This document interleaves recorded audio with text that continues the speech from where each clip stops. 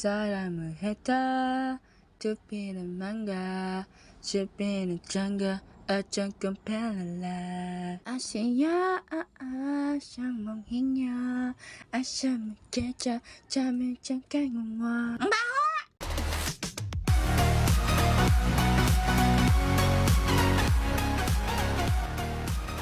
Sino dito ang mahilig sa music?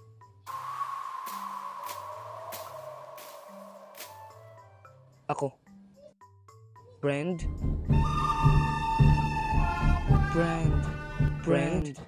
At simula noon, silang dalawa ay naging mag-best friend.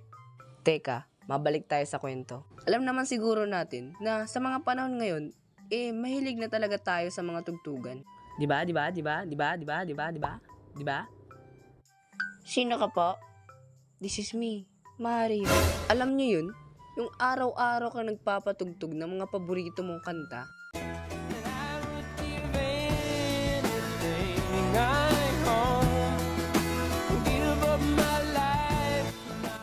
Gusto niyo ba ng kwento? Hindi. Guard! Joke lang. At ito ang kwento kung kailan ako nahilig sa mga music na yan.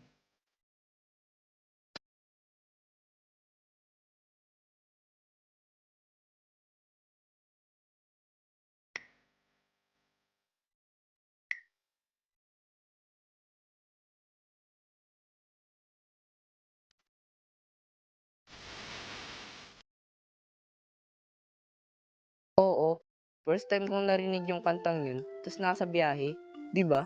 Ang sarap sa pakiramdam na habang nagbabiyahe ka, may sound trip. Namimiss ko pa nga yung probinsya, kasi karamihan ng kanta sa bus, yung mga nakakalungkot. Ewan ko kung sinasadya ba talaga nila magpatugtog ng mga ganun sa biyahe. Babe, I miss you now. I feel you, bro. Ay, wala pala akong jowa. At saka, kung ako naman yung tatanungin kung anong music style ang gusto ko, gusto ko yung mga 90s love song. Buti pa yung 90s love. Ikaw hindi. Mabalik sa topic. Actually, madali ko nagugustuhan yung kanta kapag naaayon sa tinga. Alam mo yun? Yung chill-chill lang. Di yung rock like a rockstar, rock like a rockstar. Usapang Japanese song naman tayo. Ay, sheesh! Na pinalaman sa tinapay. Grabe, ang ganda ng mga kanta nila mga men. Lalo na yung kanta ng Yusobi ba yun? Pre, alam mo ba? Natungkol sa depression yung lahat ng kanta ng Yusobi. Like, really? Ano naman? What important is, nai-enjoy mo yung kanta. Papakanta ka nga kahit mali-mali na yung lyrics eh. Ang bango-bango, ang bango-bango, ang bango-bango ng bulaklak. Buti na lang, ina-invento yung music na yan. Kasi dahil dyan, nasisipagan ako sa mga gawaing bahay. Yung pipili ka muna ng kanta bago ka magugas ng plato. Kasi naman, kapag nagpapatugtog ka, natatanggal yung katamaran mo at saka yung pagod.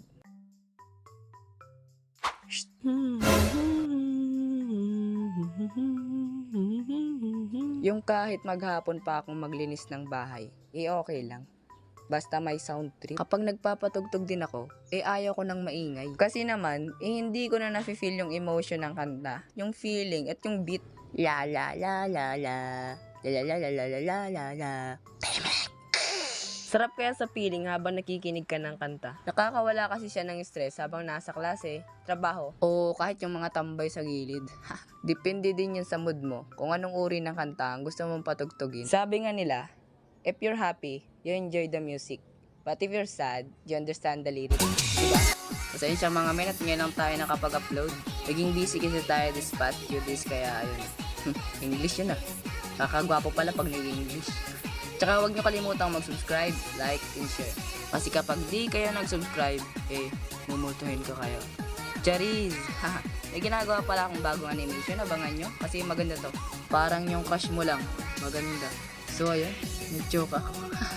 So ayun lang. Arigato, thanks. Bye-bye.